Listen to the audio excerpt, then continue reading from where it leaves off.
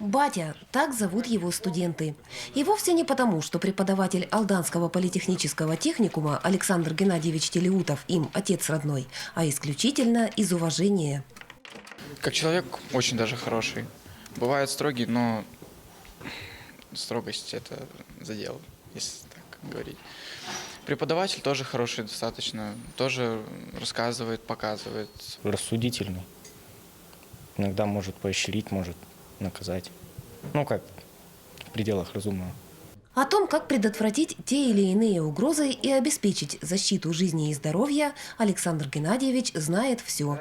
Он преподает студентам ОБЗР и БЖ.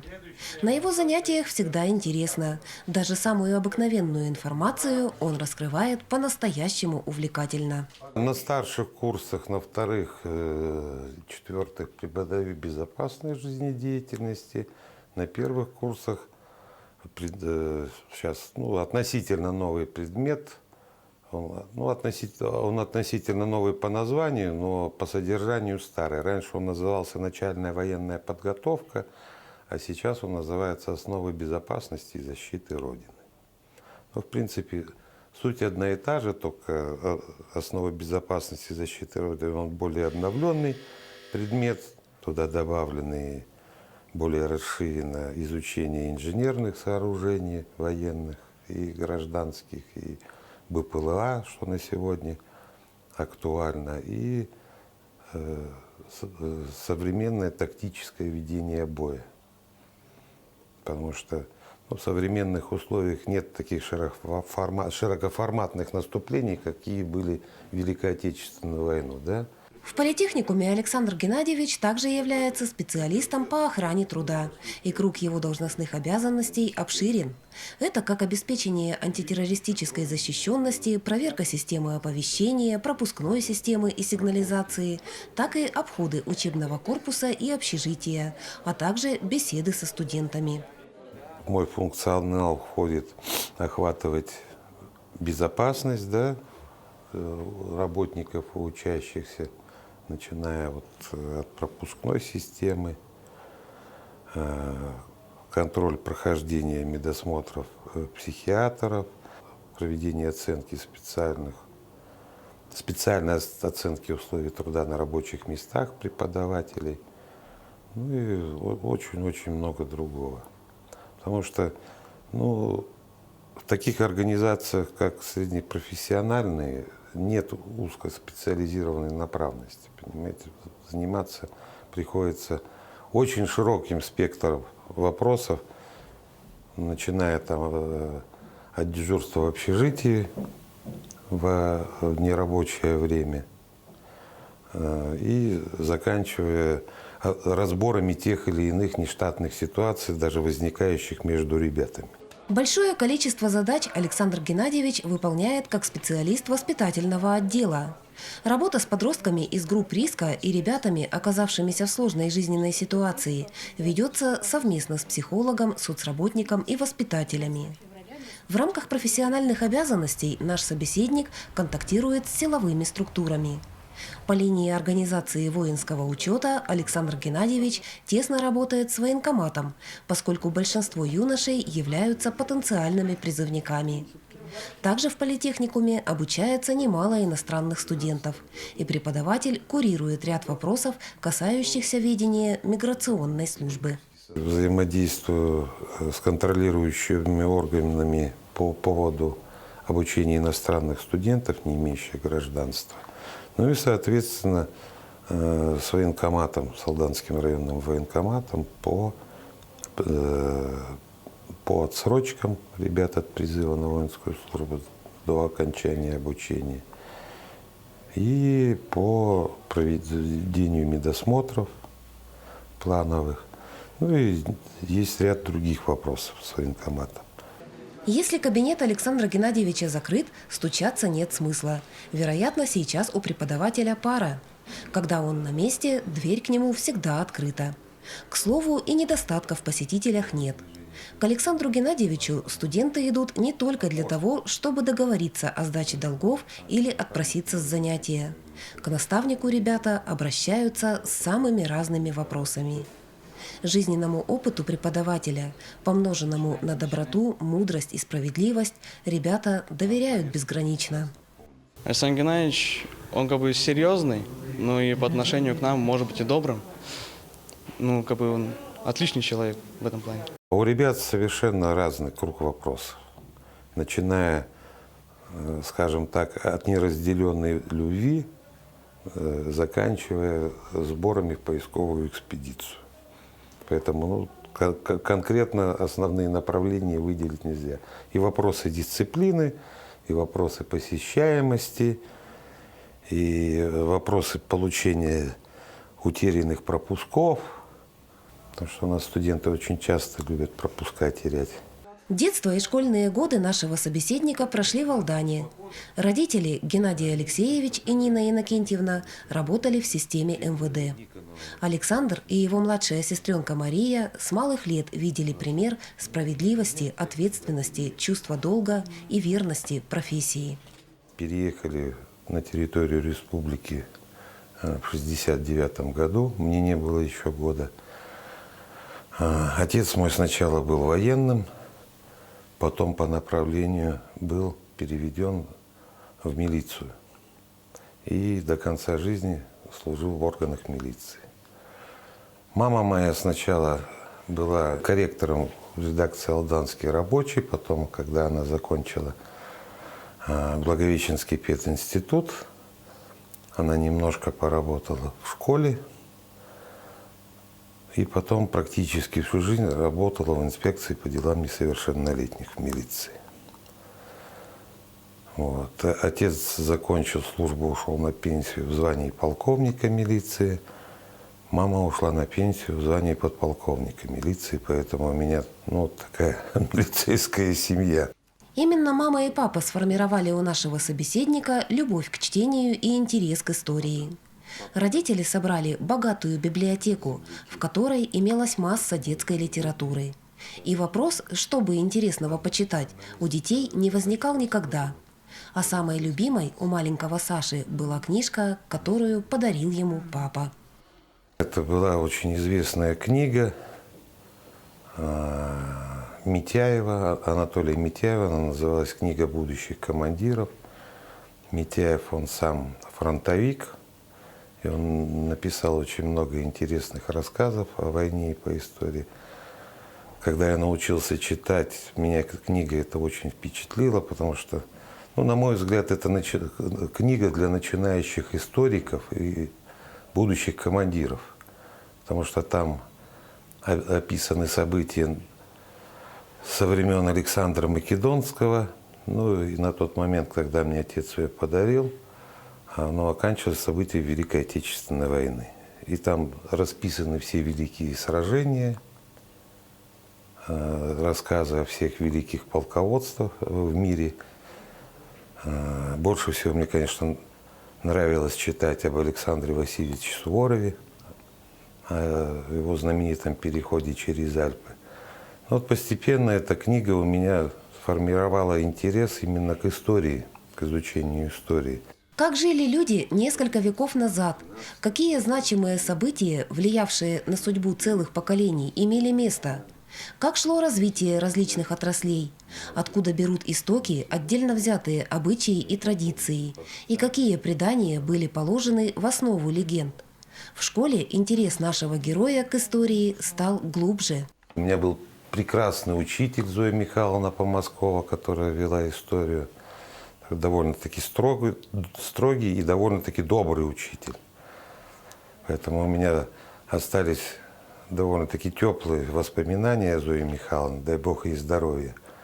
И это во многом предопределило выбор первой моей специальности при поступлении в Якутский университет. Я поступил на историко-филологический, тогда он назывался, факультет Якутского государственного университета, и получил свою первую специальность – это преподаватель истории и археолог. Буквально с первых лекций наш собеседник понял, что в выборе специальностей не ошибся. Изучаемые дисциплины были интересными и увлекательными, а на практике студент получал реальную возможность прикоснуться к минувшим годам и погрузиться в ушедшие эпохи. Ну, я участвовал в основном в экспедициях в Среднеколымске. Есть такое село Сватай, оно находится глубоко в тайге. Мы занимались раскопками Казачьего острога, который там был основан во времена еще Алексея Михайловича, первого царя, да. Возможно, ну, сейчас я не могу вам точно сказать, но во времена Алексея Михайловича этот острог уже существовал как самый северный форпост, да, российского государства на якутской земле. И мы там провели, да, я провел там 2 экспедиции, где были найдено очень много интересных исторических артефактов, раскрывающих историю освоения Сибири. И огромное количество находок. Студенчество Александра стало очень яркой и насыщенной порой. Безусловно, центральное место занимала учеба. Между тем, досуговая деятельность была чрезвычайно разносторонней. В течение всего периода обучения Александр состоял в рядах бойцов студенческого стройотряда. 2 раза мы выезжали с ребятами сборной стройотряд. Это мы ездили в Верхнюю Амгу и ездили в село Харбалах. Но в основном мы там занимались строительством, прокладкой водопроводов на поля для полива и сооружение изгороди для защиты полей от домашнего скота и диких животных. Поэтому, ну, это было прекрасное время, когда можно было и поработать, и подзаработать, и отдохнуть, и позагорать на берегу реки. Поэтому, ну, впечатления остались на всю жизнь. Словом, режим у студента был очень плотным. Тем не менее, Александр умудрялся изыскивать время еще и на подработку. Студент же всегда бедный человек, скажем так. И чтобы купить себе какую-то модную одежду, да, на тот момент мы ночами подрабатывали в якутском речпорту, разгружали баржи, да.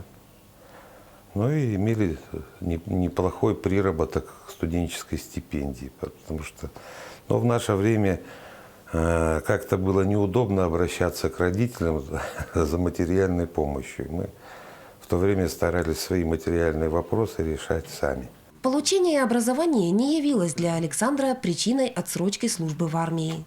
Отметив совершеннолетие, студент Телеутов был призван в ряды вооруженных сил. Я окончил 1-й курс Якутского университета и был призван в вооруженные силы. Отслужил 2 года, за границей исполняли интернациональный долг. После окончания службы и увольнения в запас я вернулся в университет, доучился оставшиеся 3 курса и вернулся в Алдан. Трудовую деятельность наш собеседник начинал в общеобразовательной школе учителем. Затем был приглашен в компанию «Алдан-Золото» на должность ведущего инженера по внешним экономическим связям. Через некоторое время Александр Геннадьевич перешел работать на железную дорогу, в действовавшую тогда компанию «Желдортранс». Сначала он был ведущим инженером, спустя 2 года возглавил отдел грузовых коммерческих перевозок. Тогда вагоны доходили только до станции Селигдар. Позже, там, через год, их стали уже выводить на станцию Алдан. В мою год работы на железной дороге грузовые вагоны начали выводить уже на станцию Томот. Мы с комиссией участвовали в открытии пассажирского движения на дистанции Алдан-Нерингри. Мы с государственной комиссией ехали в пассажирском вагоне, опробовали путь для открытия пассажирского движения. По результатам работы комиссии было открыто движение пассажирских поездов от станции Нерюнгри-Пассажирская до станции Алдан. Вскоре Александр Геннадьевич перевелся на работу в Министерство юстиции. До выхода на заслуженный отдых он работал в службе судебных приставов. Курировал я линию ФССП, да, Федеральной службы судебных приставов. Ну, скажем так, я вместе с Ашкарандой Сергеем Альбертовичем и Евдокимовым мы стояли у истоков создания этой службы на территории Якутии вместе с остальными руководителями. 11 лет назад Александр Геннадьевич пришел работать в политехникум. Преподавание не стало для нашего собеседника абсолютно новой сферой. В службе судебных приставов он вел работу по обучению личного состава. Под его руководством сотрудники изучали документы и уставы. Скажем так, преподавать я не боялся, потому что в мою функцию в управлении юстиции входила плотная работа с личным составом. Единственное, мне было сложно адаптироваться по возрасту. Или там, скажем так, зрелые молодые люди, которые уже имеют офицерские звания и которые подчиняются, да, присяге, приказам. И здесь это просто юноши после школы. Поэтому немножко было мне трудно адаптироваться. В принципе, нашел я общий язык с ребятами. Основной целью дисциплин по безопасной жизнедеятельности является подготовка юношей к службе в армии. Безусловно, занятия обязательны как для студентов, так и для студенток, но с девушек спрос все-таки иной. Они должны хорошо и прочно освоить теоретические азы. Также преподаватель ставит акцент на медико-санитарную подготовку. Между тем, многие девчонки познают армейские премудрости с не меньшим энтузиазмом, нежели парни. Скажем так, 50 на 50. Да? Каким-то девочкам нравится именно этот предмет. Какой-то контингент очень скептически к этому относится. В основном 99,9 контингента юношей и девушек, они выполняют к окончанию курса все положенные нормативы и проходят военно-полевые сборы. Пацаны, контакт! Стой! На традиционные военно-полевые сборы студенты отправятся в июне. На допризывных учениях все как в армии. Занятия ведутся на казачьей заставе, где оборудованы несколько учебных точек. Ребята отрабатывают приемы и броски, тренируются в надевании общевойсковых защитных комплектов, пробегают военно-спортивный кросс и оттачивают меткость стрельбы. Имитация обстановки на точках также реалистична. Форматом сборов 2026-го бойцы уже интересуются. Мы же, видите, зависим от погодных условий в нашей местности. Если будет тепло, возможно, будут круглосуточные сборы. Ребята будут ночевать в палатках, нести караульную службу. Если будут все-таки погодные условия не позволят, значит, мы будем работать чисто в дневном режиме. Ребята с 9 до 5 будут проходить обучение воинским дисциплинам и ночевать, уходить домой. Все зависит от погодных условий. В воспитательной работе со студентами преподаватели политехникума активно пропагандируют здоровый образ жизни. Профилактика курения, употребления алкоголя и запрещенных веществ ведется комплексно. Пагубным пристрастиям противопоставляется спорт. Порядка 60% занимаются где-то в разных спортивных секциях и в городе, и в техникуме. Хотелось бы больше, конечно. Я вспоминаю советское время, хотя там практически была и обязаловка, да, по сдаче норм ГТО и всего остального. Но все-таки, я так думаю, от принудительной сдачи нормативов было больше пользы, чем на сегодняшний день. В ходе работы в политехникуме Александр Геннадьевич принимает активное участие в возрождении советской традиции добровольческих стройотрядов. Ранее дважды в год, весной и осенью, студенты выезжали в село Якакит, где находится одно из крупнейших фермерских хозяйств района. Ребята трудились на посадке и уборке урожая. 3 года мы выезжали, оказывали помощь в село Якокит по уборке полей от камней, по уборке теплицы, подготовке к посадке тех или иных культур. Ну, этот вопрос не упущен, скажем так. Мы будем дальше продолжать заниматься, оказывать помощь по возможности.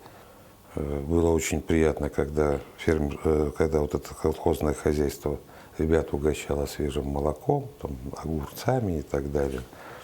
И даже был такой случай, когда мы находились на поле, и с леса вышел дедушка древний, и стоит, моргает. Мы подходим, спрашиваем: дед, ну, что с вами?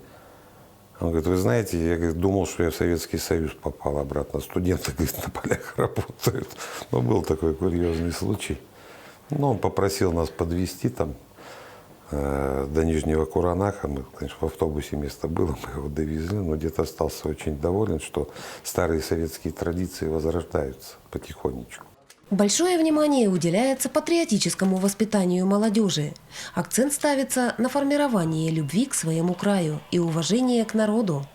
Огромная работа проводится по линии Всероссийского детско-юношеского движения «Юнармия». Юные защитники Родины под руководством педагогов сегодня принимают участие во всех важных событиях и выполняют массу социально значимых задач.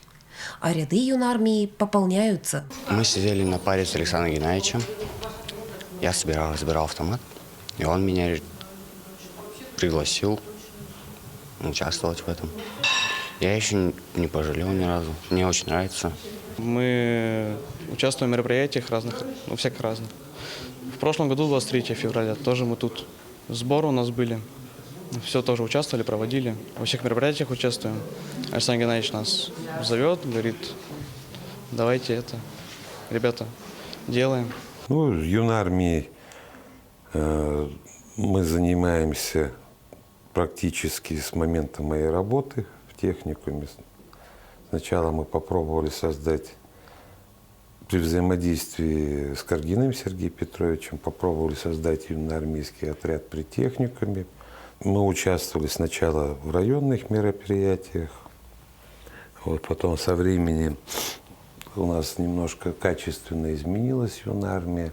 В январе 2022 года на базе политехникума под руководством бывшего директора Алексея Иванова было создано Алданское отделение Российского военно-исторического общества. С вступлением кузницы кадров в ряды общества горизонты познавательной и творческой деятельности для студентов расширились. Мы поучаствовали в 3 за этот период больших военно-исторических реконструкций. Это гибель штаба Каландарашвили мы в Якутске, да? Делали в селе Абага. Участвовали в реконструкции последней битвы гражданской войны. Это противостояние Строда и Пепеляева. Очень масштабная была реконструкция, где практически силы со всей республики были стянуты, заинтересованных, да, лиц. Последнее мы делали реконструкцию, это прошлой зимой, да, здесь на территории Алданского района. Также приезжали представители военно-исторического общества, ребята с Амурской области, с Владивостока, были с Нерюнгри привлечены. Мы реконструировали один из эпизодов Великой Отечественной войны, который касается именно Якутии. Это битва на озере Ильмень. Вот уже несколько лет Александр Геннадьевич является командиром студенческого поискового отряда «Отважные». Юноши регулярно участвуют в экспедициях по местам боев Великой Отечественной войны. Сейчас бойцы готовятся к выезду на Ржевский выступ. Раскопы будут проводиться вблизи деревни Холмец Оленинского района Тверской области. Получается, езжу уже 2-й год. В прошлом году это был мой 1-й раз. Там меня как раз таки обучили, как работать с костями, какие еще кости существуют. Учили вести сами раскопки. Потом Нам объясняли по поводу зажигательных всяких гранат, что там такое тоже есть. Взрывоопасное, химическое. Как бы надо быть готовым. Мы, как правило, ездим на 2 сезона, да, не как некоторые отряды 1 сезон отъездили. Мы сразу едем на 2 сезона подряд. Это нам дает некоторые преимущества в чем? Я постоянно беру с собой в поисковую экспедицию новых бойцов. В этом году у нас это будет 11-12 сезон, ну, проще говоря, 11-12 экспедиция. Вот я беру с собой 6 ребят, 2 из них подготовленные, прошедшие обучение, побывавшие уже в 3 экспедициях. Это будет их 4-я, 5-я экспедиция, скажем так. И 4 юных ребят, которые заинтересовались поисковым движением. В чем плюсы, что мы едем на 2 сезона? Новички успевают в течение недели проходить там специальное обучение поисковика. Они проходят военную археологию, изучают военную антропологию, порядок обращения с личными вещами бойцов, ну и порядок, конечно, поднятия бойцов, да. Ответственность и добросовестное выполнение задач – этот принцип для Александра Геннадьевича всегда был основополагающим. Подходя к работе с полной самоотдачей, наш собеседник испытывал увлеченность выполняемым делом. Следуя родительскому примеру преданности профессии, Александр Геннадьевич передал этот урок и своим детям. К слову, сын нашего героя Кирилл продолжил семейные династии. Ранее он работал мастером производственного обучения в политехникуме. В настоящее время служит в органах Министерства юстиции.